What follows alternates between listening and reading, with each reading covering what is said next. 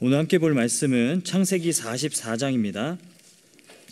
창세기 44장 6절부터 16절까지 말씀을 함께 교독하도록 하겠습니다. 창세기 4장 6절부터 16절까지 말씀 조금 긴데요. 우리 같이 한번 교독하도록 하겠습니다. 구약 성경 70면에 있습니다. 창세기 44장 6절에서 16절까지 함께 교독하고 16절은 다 같이 읽도록 하겠습니다. 청지기가 그들에게 따라가서 그대로 말하니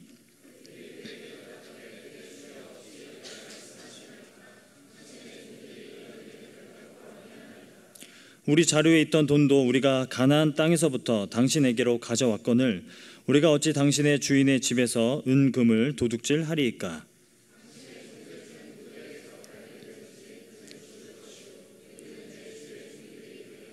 그가 이르되 그러면 너희의 말과 같이 하리라. 그것이 누구에게든지 발견되면 그는 내게 종이 될 것이요 너희는 죄가 없으리라. 그가 나이 많은 자에게서부터 시작하여 나이 적은 자에게까지 조사하매 그 잔이 베냐민의 자루에서 발견된지라.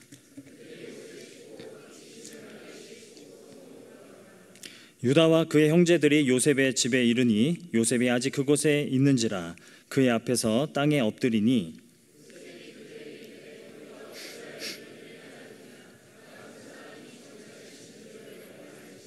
함께 읽겠습니다. 유다가 말하되 우리가 내 주께 무슨 말을 하오리이까? 무슨 설명을 하오리이까? 우리가 어떻게 우리의 죄악 정직함을 나타내니까? 하나님이 종들의 죄악을 찾아내셨으니 우리와 이 잔이 발견된 자가 다 내 주의 노예가 되겠나이다. 아멘. 오늘 말씀 듣기 앞서서 우리 옆에 있는 지체들하고 이렇게 인사 한번 하도록 하겠습니다. 우리 옆에 있는 지체들 좀 바라보시면서요, 용기를 냅시다. 이렇게 한번 인사하겠습니다. 네. 지난주에 이제 송지수 목사님 청년 일부 부임하시고 또 설교하시는 것을 들으면서 제가 두 가지 생각을 했습니다.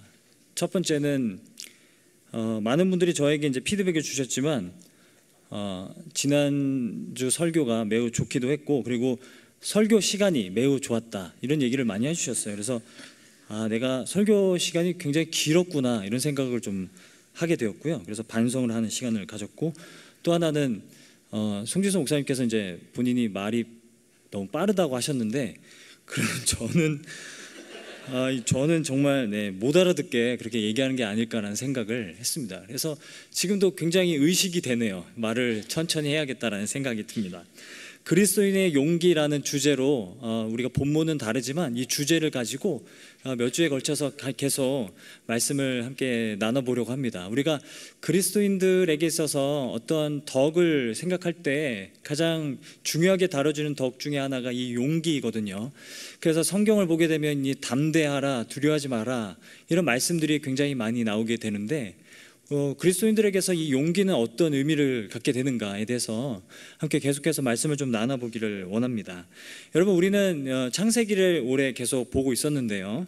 창세기 1장부터 11장까지는 이 세상에 하나님이 창조하신 이 세상 가운데 죄악이 어떻게 들어오게 되었는가, 그리고 죄가 어떻게 확산되고 죄는 인간의 삶을 어떻게 만들어 놓았는가 이런 것들을 보여주는 것이 창세기 1장부터 11장까지의 내용이죠.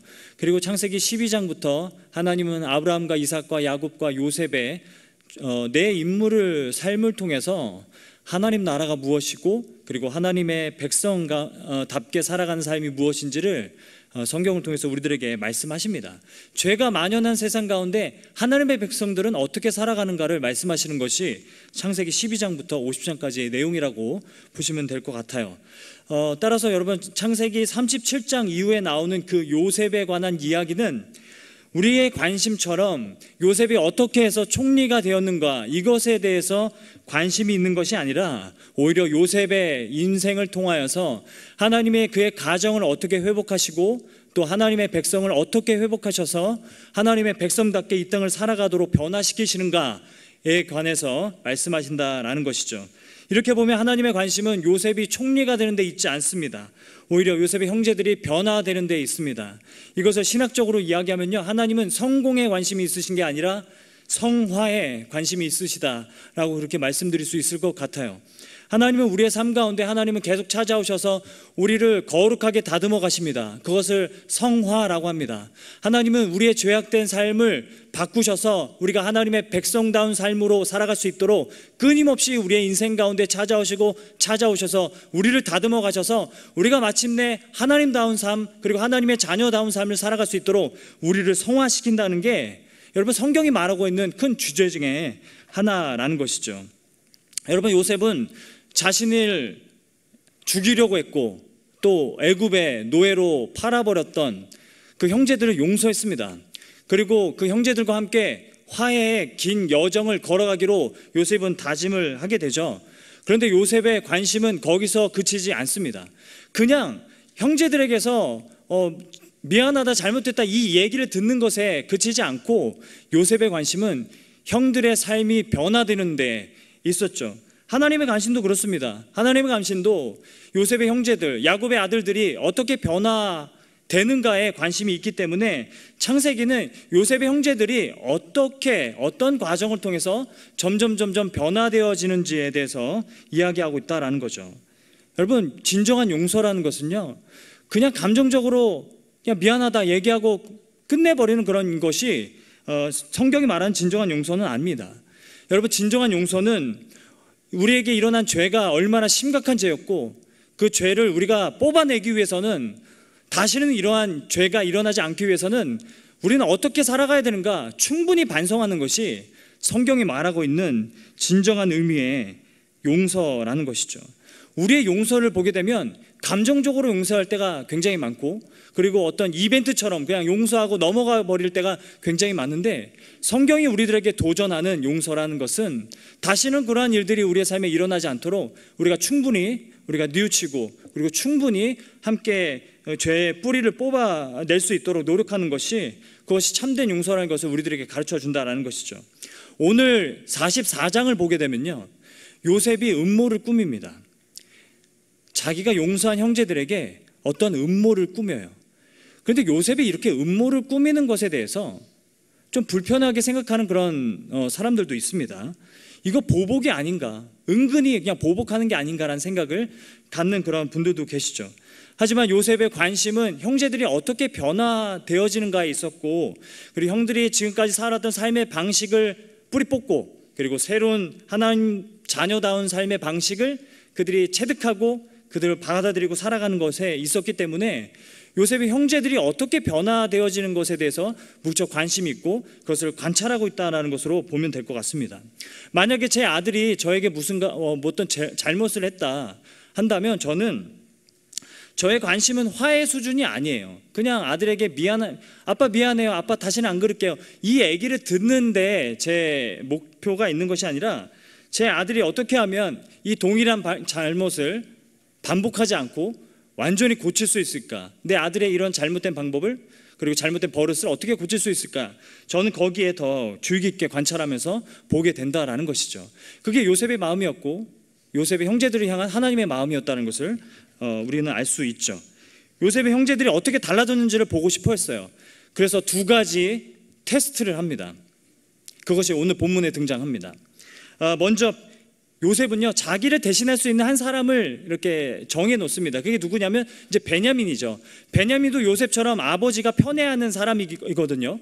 그래서 요셉은 이 베냐민을 다른 형제들이 어떻게 대하는가를 보면서 형제들이 어떻게 변화되어졌는가를 관찰해 보고 있는 거라는 거죠.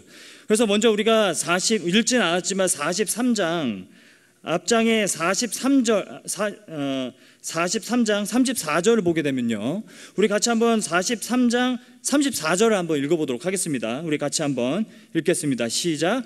요셉이 자기 음식을 그들에게 주되 베냐민에게는 다른 사람보다 5배나 주매 그들이 마시며 요셉과 함께 즐거워하였더라 라고 이야기합니다.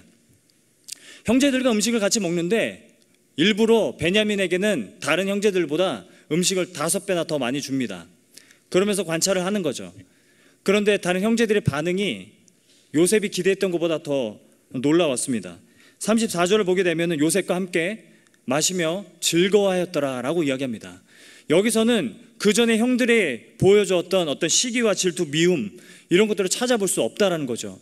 이게 물론 이제 공개적인 자리였기 때문에 그럴 수도 있겠지만 요셉의 형제들의 모습에서 어떤 시기, 질투, 미움 이런 마음들이 찾아볼 수 없게 된다라는 것이죠.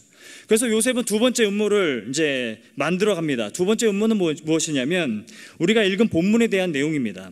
두 번째 음모는 베냐민의 자루에 은잔을 숨겨 놓습니다.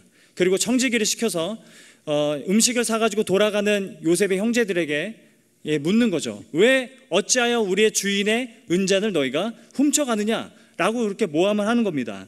베냐민에게 은잔을 훔쳐갔다라는 누명을 씌우고 그 형제들이 베냐민을 어떻게 대하는지, 어떻게 바라보는지 요셉은 관찰하고 싶었던 거죠. 그래서 베냐민의 자루에만 은잔을 넣어둔 겁니다. 그래서 형제들은 집으로 돌아가다가 이렇게 청지기들에게 잡혀가지고 불러 세워서, 그래서 은잔을 어떻게 도둑질할 수 있느냐 이 말 앞에 이 형제들은 그냥 아무 말만 못하고 이제 같이 가게 됩니다. 그런데 형제들의 반응을 보면요, 좀 우리가 생각해 볼 만한 주제가 있습니다. 9절을 보게 되면요, 9절을 같이 한번 읽어보도록 하겠습니다. 9절, 44장 9절을 함께 한번 읽어보겠습니다. 시작. 당신의 종들 중 누구에게서 발견되든지 그는 죽을 것이요 우리는 내 주의 종들이 되리이다. 너무 TMI 같다라는 거예요. 그러니까 굳이 이런 말을 하지 않았어도 됩니다. 우리는 안 훔쳐갔어요. 우리가 왜 은잔을 훔쳐갑니까? 이 말만 했어도 되는데 이 형제들의 반응이 너무 과잉 반응이 아닌가라는 생각을 하게 된다는 거죠. 본문을 대하면서 좀 이상했습니다. 그냥 안 가져갔습니다 라고 말하면 되는 건데, 우리가 만약에 우리 중에 누군가가 그 은잔이 발견되면은 그 사람은 반드시 죽을 것이고 우리 모두는 다 당신의 노예가 될 것입니다, 이렇게 얘기한다라는 거죠. 이렇게까지 오버해서 이야기할 필요가 있었을까라는 생각을 하게 된다라는 겁니다. 여러분, 이게 뭐냐면 심리학에서 얘기하는 일종의 방어기제라는 거죠. 과잉 반응이라는 겁니다.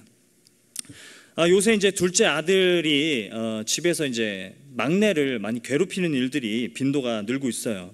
이제 사랑을 많이 독차지한다고 생각을 했는데 그거를 부모의 사랑을 이제 막내에게 많이 뺏긴다는 느낌이 드는 것 같아요. 한 번은 이제 집에서 양치질을 둘이 하는데, 양치질 할 때 이제 아이들이 이렇게 좁은 화장실 안에서 다 같이 이제 양치질을 하거든요. 그런데 이제 아들 녀석이 이제 막내에게 일부러 물을 붓는 거예요. 양치질 하다가 이렇게 일부러 물 붓고, 양치질 하다가 일부러 물 붓고 물 뿜고 막 이러는 거예요. 그걸 제가 다 뒤에서 지켜보고 있었습니다. 그래서 제가 얘기했죠. 왜 동생한테 물을 뿜냐, 그렇게 하면 어떡해? 라고 이야기를 했더니 아들 녀석이 갑자기 과잉 반응을 보이는 겁니다. 뭐라고 얘기하냐면, 아빠는 왜 저번부터 나만 미워해? 라고 이야기하는 거예요. 이건 과잉 반응이다 라는 생각을 했어요. 아빠 미워, 다 미워, 나 집 나갈 거야, 나가서 먹이도 직접 구해오고 나 혼자 살 거야, 이렇게 얘기하는 거예요. 그래서 먹이를 너가 구하려면 돈 주고 사야 돼. 그랬더니 나 돈 모아둔 거 있어, 나 집 나갈 거야, 막 이렇게 얘기하는 겁니다. 이게 과잉 반응이라는 거죠. 방어기제라는 겁니다. 이런 반응에 대해서 주변 사람들에게 물어보니까 이 방어기제라고 이야기하는 거예요. 방어기제가 뭐냐면 내가 공격받을까 봐 먼저 공격하는 겁니다. 내가 공격받을까 봐, 나의 수치심과 나의 어떤 잘못이 더 드러날까 봐 먼저 이렇게 반응적인 태도를 보이는 것을 방어기제라고 하는 거죠. 여러분, 요셉의 형제들은요, 요셉을 팔았던 기억에 대한 어떤 죄책감을 아직 해결하지 못하고 있어요. 그렇기 때문에 요셉의 형제들은 호의를 호의로 받아들이지 못합니다. 그리고 억울한 일을 만나면 더 지나치게 민감하게 반응하게 되는 거죠. 여러분, 정말 도둑이 제발 저린다라는 말이 맞는 것 같아요. 여러분, 우리도 그렇습니다. 우리 안에 어떤 해결되지 않은 죄책감이 있으면요, 다른 사람의 호의를 호의로 받아들이지 않습니다. 의심을 자꾸 한다라는 거죠. 그리고 우리 안에 해결되어지지 않은 죄책감이 남아있으면 자꾸 다른 사람들 앞에서 나 자신을 여과 없이 드러내는 것에 대해 주저하고 극도로 예민해져 버린다라는 겁니다. 여러분, 이처럼 우리는 우리의 연약함과 죄성을 직면할 용기가 없습니다. 사람들은 다 회피하려고 해요. 사람들은 죄를 지적하는 것을 싫어합니다. 왜 그러냐면 비겁하기 때문에 그래요. 그 나의 죄성과 내 안에 있는 연약함을 직면할 용기가 없는 거예요. 내가 더 비참한 존재라는 것을 내가 받아들이고 인정할 용기가 없기 때문에 다른 사람들이 나의 죄를 지적하는 것에 대해서 우리는 지극히 예민해진다라는 것이죠. 여러분, 더군다나 우리가 살아가는 이 시대는 굉장히 예민해져가는 시대라는 것을 저는 많이 느끼고 있습니다. 그래서 사람들은 방어 기제도 자꾸 다른 사람들 쏘아붙이거나 회피하려고 한다라는 것이죠. 아내가 굉장히 소리에 예민합니다. 소리에 굉장히 민감해요. 그래서 가끔은 이 벽을 타고 전기가 흐르는 것 같다는 소리가 들린다고, 벽에서 전기가 흐르는 것 같다고 막 그러면서 잠을 못 잘 때가 많아요. 그러면 이제 제가 이제 설명을 합니다. 벽은 전기가 흐를 수 없어 라고 얘기해도 그래도 전기가 흐르지 않을까? 한번 밤에도 한밤중에도 한번 지하실에 한번 내려가 보면 안 돼요? 그래서 이제 한밤중에 이제 지하실에 내려가서 확인해보고 온 적도 많아요. 굉장히 좀 많이 예민하구나 싶어가지고 제가 이제 좋은 책을 좀 선물해야겠다 싶어가지고 그 예스24 들어가서 이제 막 선물을 막 이제 책을 막 골라보는데 눈에 띄는 제목이 있어서 이제 그 책을 샀습니다. 이 책 제목이 뭐냐면 몹시 예민하지만 내일부터 편안하게, 이런 책 제목이었어요. 이 나가누마 무츠오라는 사람이 쓴 책인데 이 프로 예민러, 굉장히 온몸으로 모든 자극을 다 받아들이는 그 프로 예민러들을 위한 책이었어요. 그런데 이제 그 책을 이제 제가 먼저 읽다가 이건 오히려 내가 읽어야 될 책이겠다라는 생각을 하게 됐다라는 거죠. 그런데 그 책에 이런 내용이 나와요. 요즘 시대에 SNS가 발달한 것이 사람들로 하여금 더 예민하게 만들었다라는 얘기가 나옵니다. 저 그 얘기를 그 대목을 보면서 공감을 좀 하게 됐어요. 여러분, 그 책에서 말하는 게 이거예요. SNS를 통해서 우리는 이제는 누군가의 어떤 소문이 너무 빠르게 확산이 되는 세상을 살고 있다는 거예요. 그래서 나의 어떤 잘못이나 나의 약점이나 과거의 잘못들이 너무 SNS를 통해서 빠르게 확산될 수 있는 그런 취약성을 가진 시대 가운데 살아가고 있기 때문에 사람들은 자기에 대한 소문이 퍼질까 봐 굉장히 예민하게 살아가게 된다는 거죠. 여러분, 예전에 과거에 비해서 요즘 사람들은 더 다른 사람들이 나를 어떻게 생각할지에 대해서 더 신경 쓰고 더 예민하게 받아들이고 다른 사람들이 나를 평가하는 것에 대해서 더 민감하게 받아들이는, 그럴 수밖에 없는 세상을 살아가고 있다는 거죠. 게다가 요즘 그 리벤지 동영상, 리벤지 포르노, 이런 것으로 이제 협박하는 일들도 일어나고 있으니 우리가 살아가는 세상은요 정말 예민하고 정말 서로에 대해서 민감해질 수밖에 없는 그런 시대이겠다라는 그 책의 내용을 보면서 많이 공감할 수 있었습니다. 도무지 요즘 사람들은요 이 용납이라는 것을 잘 경험을 못합니다. 누군가가 날 오래 참아준다는 것을 잘 경험을 못합니다. 누군가에게 나의 약점이나 나의 잘못이 또 지적당하고 그리고 밝혀지면은 그냥 사람들은 계속 그냥 생매장을 시키는 그런 시대를 우리가 살아가고 있기 때문에 요즘 살아가는 시대에 많은 사람들은 이 용납이나 오래 참음을 경험해보지 못한다라는 거죠. 그러니까 점점 더 예민해지는 세상 가운데서 이 방어 기제로 그렇게 견디면서 자신을 버티며 살아내는 사람들이 많다라는 겁니다. 자기의 잘못을 인정해버리면 무참히 밟히고 아예 죄인으로 낙인 찍혀버리는 이 정죄와 날선 비판이 가득한 세상에서 우리가 다 살아가고 있다는 것을 말해준다라는 거죠. 이런 세상에서 죄를 고백하며 용서하며 그렇게 함께 죄를 회개하는 공동체, 우리가 꿈꾸기 정말 어려운 겁니다. 정말 그런 공동체를 만들어가는 게 불가능해 보일 때도 많다라는 거죠. 여러분, 오늘 본문으로 다시 돌아오겠습니다. 오늘 본문으로 다시 돌아오면 44장 14절을 보게 되면 유다와 그의 형제들이 요셉의 집에 이르니 요셉이 아직 그곳에 있는지라 그의 앞에서 땅에 엎드린다라는 이야기가 나옵니다. 유다와 그의 형제들이 요셉 앞에서 엎드립니다. 어떤 형제도 아무 말을 할 수가 없습니다. 자기가 내뱉은 말, 자기들이 내뱉었던 말, 만약에 은잔이 발견되면 그 사람은 죽을 것이고 그리고 나머지 형제들은 노예로 다 그렇게 영원히 노예가 될 것이다 라는 이야기를 했기 때문에 모두가 다 노예가 되어야 하는 그런 상황이었다라는 거죠. 그런데 여러분, 16절을 보게 되면요 유다가 입을 엽니다. 16절을 우리 같이 한번 읽어보도록 하겠습니다. 시작. 유다가 말하되 우리가 내 주께 무슨 말을 하오리이까, 무슨 설명을 하오리이까, 우리가 어떻게 우리의 정직함을 나타내리이까, 하나님의 종들의 내 주의 노예가 되겠나이다. 유다가 입을 열죠. 모두 잠잠하고 있을 때 유다가 용기를 내어서 입을 여는 겁니다. 하나님이 우리의 죄를 발견하셨으니 우리가 무슨 말을 할 수 있겠습니까? 라고 이야기하는 거예요. 하나님이 우리의 죄를 발견하셨습니다. 여러분, 이게 무슨 말일까요? 하나님이 우리의 죄를 발견하셨습니다라는 말의 의미가 우리가 은잔을 훔친 것이 맞습니다라고 은잔을 훔쳤다고 인정하는 게 아니잖아요. 여기서 유다가 말하고 싶은 건 무엇이냐면 그들이 은잔을 훔쳤다는 것을 인정하는 게 아니라 그들이 20년 전에, 아니 22년 전에 요셉을 팔아버리고 요셉을 죽이려고 했던 그 죄악에 대해서 하나님이 다시 들춰내시고 하나님이 다시 기억하게 하십니다 라고 고백하고 있다는 거예요. 우리 형제들이 우리의 동생을 그렇게 함부로 죽이려고 하고 그렇게 멀리 팔아버리려고 했던 그 죄악에 대해서 하나님이 다시 기억하게 하셨다라는 것을 고백하는 내용이에요. 요셉이 그렇게 살려달라고 울부짖고 있을 그때에 모른 척하고 팔아버리고 그랬던 그 일들을 하나님이 다시 기억하게 하신다라는 겁니다. 그런데 우리가 무슨 말을 할 수 있겠습니까? 우리의 정직함을 어떻게 우리가 나타낼 수 있겠습니까? 우리는 그러니 종이 되어도 할 말이 없습니다라고 지금 유다가 고백하고 있는 상황이라는 겁니다. 자신의 죄를 인정하고요, 그리고 그 죄를 고백합니다. 자신의 죄에 대해서 직면하고 있는 유다의 모습을 보여주고 있다라는 것이죠. 여러분, 궁금해졌어요. 저는 어떻게 해서 유다가 이런 용기를 얻었을까? 자신의 죄와 연약함과 비열함에 대해서 직면할 수 있는 용기를 어떻게 얻었을까? 이게 궁금해졌어요. 여러분, 어떤 계기가 있었기 때문에, 어떤 사건이 있었기 때문에 유다가 이렇게, 그 비겁하고 비열했던 유다가 이렇게 변할 수 있었을까? 제가 한번 설교했지만 창세기 38장이 단서입니다. 창세기 38장을 보게 되면요, 다말 사건이 나옵니다. 여러분, 잠깐 창세기 38장으로 앞으로 잠깐 넘어가 보도록 하겠습니다.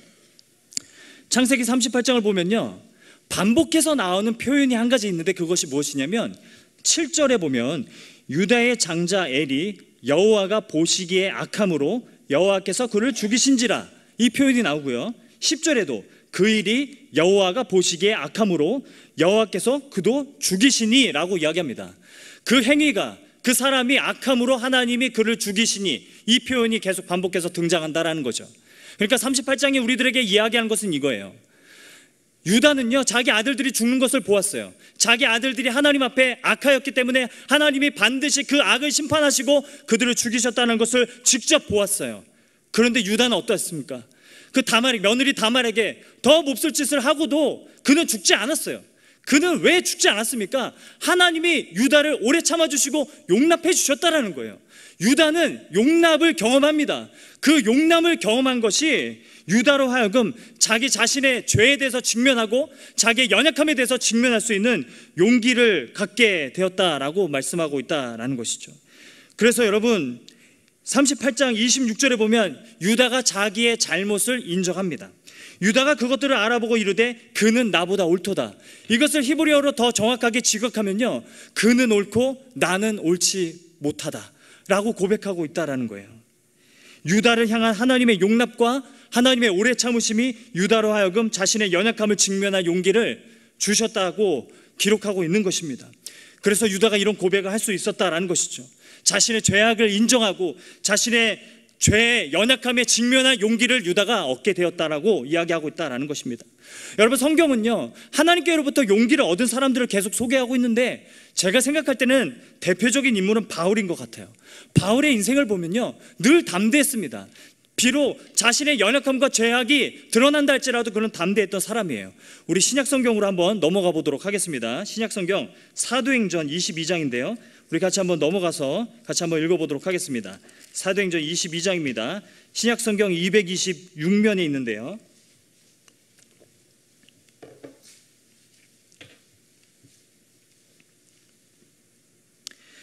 사도행전 22장을 보게 되면요, 3절, 4절 우리가 같이 읽었으면 좋겠는데요, 이 내용은 어떤 내용이냐면 유대인들이 바울을 시기합니다. 유대인들이 바울을 시기하고 질투해서 바울을 모함해서 그를 이제 법정에 세우려고 하죠. 죽이려고 합니다. 그럴 때 이제 로마의 천부장이 나타나서 바울에게 너가 어떤 죄를 지었느냐라고 이야기를 하는데 거기에 대해서 바울이 변명하며 대답하는 장면입니다. 사도행전 22장 3절 4절을 우리 같이 한번 읽어보도록 하겠습니다. 시작. 나는 유대인으로 길리기아 다소에서 났고 이 성에서 자라 가말리엘 문화에서 우리 조상들의 율법의 엄한 교훈을 받았고 오늘 너희 모든 사람처럼 하나님께 대하여 열심히 있는 자라. 내가 이 돌을 박해하여 사람을 죽이기까지 하고 남녀를 결박하여 옥에 넘겼으니. 지금 바울은요, 지금 말 하나 잘못했다가는 그 생명이 날아갈 수 있는 그런 위험한 그런 상황 가운데 있습니다. 그런데 바울은 자기의 죄악을 다 고백합니다. 자기의 죄악뿐만 아니라 자기의 연약함들을 그렇게 천부장 앞에서도 다 당당하게 드러낸다라는 거죠. 바울은 심지어 자기가 죄수 중에, 죄인들 중에 괴수라고 표현할 만큼 늘 바울은 자기의 연약함과 죄를 드러내는데 당당하다는 거죠. 자, 여러분에게 묻겠습니다. 무엇이 바울로 하여금 이러한 용기를 갖게 하였을까요? 무엇이, 어떤 계기가, 어떤 사건이 바울로 하여금 이런 용기를, 자기 자신에 대해서 직면하고 자기 자신의 연약함과 죄악에 대해서 직면할 수 있는 용기를 갖게 하였을까요? 그것은 우리가 읽은 22장 그리고 밑으로 내려가면 8절에 있습니다. 우리 8절, 사도행전 22장 8절 말씀을 우리 같이 한번 읽어보도록 하겠습니다. 시작. 내가 대답하되 주는 누구이시니까 하니 이르시되 나는 내가 박해하는 나사렛 예수라 하시더라 라고 얘기합니다. 자신을 박해하던 예수 그리스도께서 자신을 용납해 주셨기 때문에 바울은 거기서 용기를 얻을 수 있게 되는 것이죠. 여러분, 용기는요, 두려움이 없는 상태가 아닙니다. 여러분, 두려움이 없으면 용기도 필요 없어요. 오히려 두려움이 있음에도 불구하고 걸어가는 게 그게 용기인 거예요. 그렇죠? 두려움이 없으면 용기는 필요 없습니다. 이런 이유로 해서 그 히어로 영화를 보게 되면은 그 이제 끝판왕들이 나오잖아요. 악당들이 나오면, 이 타노스 같은 그런 악당들이 나오면 용기가 필요 없어요. 왜냐하면 두려움을 느끼지 않기 때문에 용기가 필요 없는 거죠. 제가 오래전에 이런 히어로 무비들을 비교한, 여러 가지 히어로 무비들을 이렇게 비교하고 분석한 그 유튜브 영상을 친구 목사님하고 같이 이렇게 보면서 분석을 하면서 대화를 나누던 때가 있었어요. 그 영상을 보는데 그런 얘기가 나오는 거예요. 그 슈퍼맨이나 배트맨 같은 그 DC 영화하고, 그리고 이제 토르, 뭐 캡틴 아메리카, 아이언맨 같은 그 마블 영화하고 이제 비교를 하는 거예요. 그런데 이제 그 DC 영화, 슈퍼맨, 배트맨 같은 DC 영화의 특징은 무엇이냐면 계속해서 파워 게임을 한다는 거예요.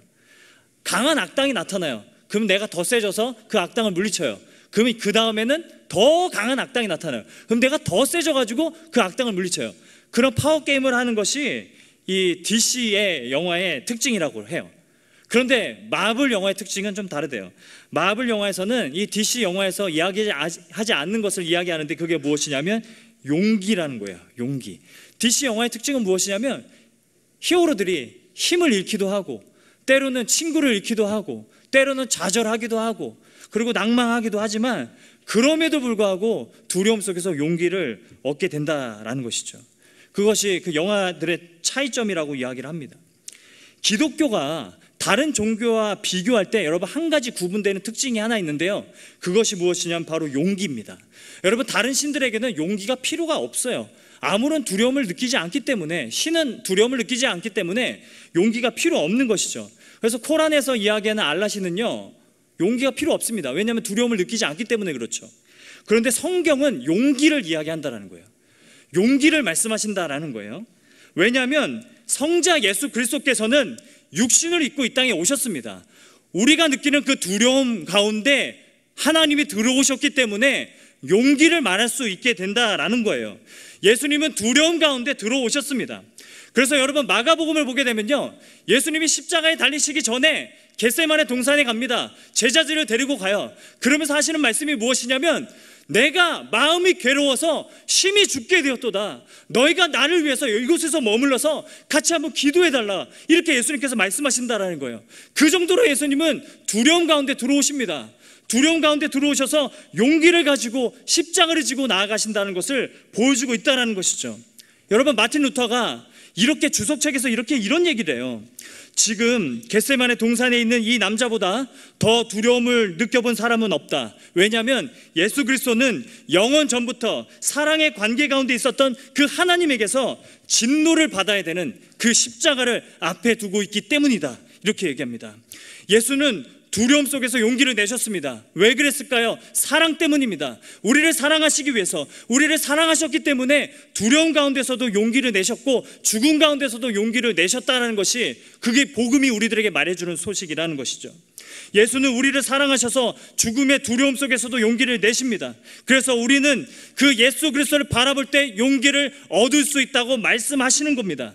그분이 나를 위해 두려움 속으로 오셨고, 또 나를 위해 모진 고통을 받으셨고, 나를 위해 십자가에서 죽으셨다는 그 복음이 우리로 하여금 용기를 얻을 수 있게 하신다고 말씀합니다. 그리스도인의 용기는 그냥 근거 없는 용기가 아니에요. 그냥 근자감이 아니에요. 여러분, 반드시 명확한 근거를 가지고 있습니다. 우리의 용기의 근거가 무엇입니까? 2000년 전에 나를 사랑하사 나를 위하여 자기 몸 버리신 예수 그리스도의 십자가 사건이 우리의 용기의 근거가 된다라는 것을 말씀하고 있다는 거예요. 그래서 바울은 이렇게 고백합니다. 로마서 8장 37절 말씀에 모든 일에 우리로 사랑하시는 이로 말미암아 우리가 넉넉히 이기느니라, 우리가 넉넉히 이길 수 있는 그 용기를 우리들에게 얻게 하신다고 말씀합니다. 여러분, 이것이 성경이 우리들에게 말씀하시는 용기입니다. 우리가 용기를 내라고 하면 우리는 근거를 찾습니다. 우리의 상황과 우리의 안에 있는 어떤 힘에서, 우리가 갖추고 있는 어떤 조건에서 우리의 용기의 근원을 자꾸 찾으려고 할 때가 많습니다. 하지만 성경이 우리들에게 도전하는 바는 2000년 전에 너를 위하여, 너를 위해서 자기 몸 버리신 예수 그리스도의 십자가 사건에 너희가 근거를 두고 용기를 내라고 말씀하신다라는 것이죠. 사랑은, 그리스도의 사랑은 우리로 하여금 모든 두려움 속에서도 묵묵히 걸어갈 수 있는 용기를 얻게 하신다라고 말씀하고 있다는 것이죠. 말씀을 맺도록 하겠습니다. 여러분, 상담에서는요, 직면이라는 단어가 있어요. 그 숨기고 싶은 부분을 이렇게 바라보는 것을 직면이라고 합니다. 그래서 상담자들은요, 때로는 그 상담을 받는 사람의 아픈 부분을 일부러 찌르기도 합니다. 그래서 반응으로 화를 내거나 변명하거나 회피하려고 하지만, 분명한 건 그 아픈 부분이 해결되어져야 하는 부분이라는 것을 알게 되는 것이죠. 우리의 자신의 진짜 문제에 우리가 직면하지 못하고 살아갈 때가 많아요. 우리가 진짜 문제에 직면하지 못하면 우리는 계속 가짜 문제에만 골몰하거나 잘못된 원인만 생각해낸다라는 것이죠. 우리는 우리 자신을 직면하는 것을 잘 못합니다. 연약함이나 부족함을 직면하여 보는 것을 너무 두려워합니다. 그래서 대부분의 경우에 우리의 대화는 굉장히 방어적이라는 거예요. 제가 지난 몇 주간 굉장히 집에 늦게 들어가는 일이 굉장히 많았어요. 그래서 아내가 한 번은 너무 걱정된다라는 그 표정으로, 제가 밤늦게 이렇게 들어오는데 저에게 그런 얘기를 하는 거예요. 제가 몇 주간 막 그런 얘기들을 많이 들었던 것 같아요. 누구도 챙겨주셔야 하고, 누구도 챙겨주셔야 하고, 누구도 챙겨주셔야 합니다. 누구도 챙겨줬으면 좋겠습니다. 이런 얘기들을 많이 들었던 것 같아요. 많이 지쳐 있었나 봐요. 근데 집에 들어왔는데 아내가 걱정스러운 얼굴로, 왜 이렇게 늦었어요? 건강도 챙겨야죠. 그런데 그 순간 제가 짜증이 나는 거예요. 짜증이 나는 겁니다. 내가 이렇게 바쁜데 건강도 챙겨야 돼? 이런 생각이 막 드는 거예요. 그러면서 제가 생각하기로는 내가 얼마나 쪼잔하고 이게 소심한가, 이런 생각을 하게 됐다라는 거죠. 여러분, 사실 그 대화에서 제가 그냥 제 자신에 대해서 더 직면할 수 있는 용기가 있었다면, 아, 그러게, 내가 너무 잘하려고, 내가 잘해야만 모든 것이 다 이루어진다고 그런 강박관념에 내가 있었던 것 같아. 이렇게 대화가 진전될 수 있었고, 그렇게 해서 내가 좀 안식을 얻을 수 있었을 텐데, 자꾸만 제 안에 연약함이 드러나는 것을 제가 두려워해서 그 용기를 갖지 못해서 그렇게 신경질적인 반응을 보인 것이 아닌가라는 생각을 하게 됐습니다. 사랑하는 여러분, 우리는 매우 불안해하면서 살아가는지도 모르겠습니다. 누군가가 나의 연약함을 알면 그러면 어떻게 하나 싶어서 우리 자신을 꽁꽁 숨기려고 할 때가 너무 많고요. 누군가가 지난 나의 어떤 죄악들을 알게 되면 어떻게 하나 싶어서 두려워하기도 합니다. 우리의 연약함이 다른 사람에게 알려지면 정말 그 사람을 잃어버릴 것 같은 두려움 때문에 우리는 때로는 두려움 속에 살아가기도 합니다. 하지만 여러분, 우리는 우리 자신에 대해서 직면할 수 있는 용기를 얻어야 합니다. 우리가 얼마나 연약하고 부족한 존재인지를 우리는 직면해야 합니다. 그리고 하나님께서 우리의 연약함과 죄악에도 불구하고 우리를 사랑하셔서 당신의 아들을 십자가에 내어주셨다라는 그 복음을 우리가 붙들 수 있을 때, 우리는 우리 자신에 대해서 더 직면할 수 있게 되는 용기를 얻게 된다라는 것이죠. 그래서 이번 한 주간 여러분, 어떠한 연약함과 비참함이 느껴질 때마다 우리를 영원히 용납하시기 위해서 친히 두려움 속에서도 십자가를 지고 그 언덕으로 올라가신 예수 그리스도를 바라보면서 우리가 용기를 얻게 되는 저와 여러분 되기를 간절히 소망합니다. 또한 우리가 공동체 안에서도 우리가 예수 그리스도 안에 있다는 것을 기억하면서 죄와 연약함들을 우리가 함께 고백하고 또 서로가 서로의 연약함을 직면할 수 있도록 도와주고 기다려줄 수 있는 그런 공동체를 이뤄가는 저와 여러분 되기를 간절히 소망합니다. 모두가 예수 안에서 나를 직면할 용기를 날마다 얻으며 죄와 연약함을 회개하며 나아가는 저와 여러분의 삶이 되기를 예수 그리스도의 이름으로 축원드립니다.